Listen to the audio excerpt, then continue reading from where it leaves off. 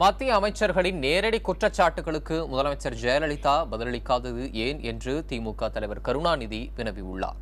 இது தொடர்பாக அறிக்கை வெளியிட்டிருக்கும் அவர், அண்மையில் நடைபெற்ற நிகழ்ச்சி ஒன்றில் பேசிய மத்திய மின்துறை அமைச்சர் பியூஷ் கோயல், தமிழக மின் திட்டங்கள் குறித்து பேச முதலமைச்சர் ஜெயலலிதாவை தன்னால் தொடர்பு கொள்ள முடியவில்லை என்று கூறியதை சுட்டிக்காட்டியுள்ளார்.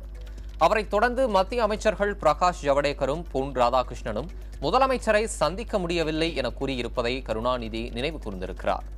அவர்களது குற்றச்சாட்டுகளுக்கு முதலமைச்சர் எந்த பதிலும் அளிக்காமல் 2 அமைச்சர்களை விட்டு அறிக்கைகள் அளித்திருப்பதாக கருணாநிதி கூறியிருக்கிறார்.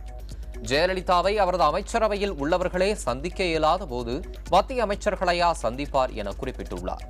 மத்திய அமைச்சர்களின் குற்றச்சாட்டுகள் உண்மைக்கு புறம்பானது எனில் முதலமைச்சரே விளக்கம் அளித்திருக்க வேண்டுமல்லவா என்றும் கருணாநிதி கேள்வி எழுப்பியிருக்கிறார்.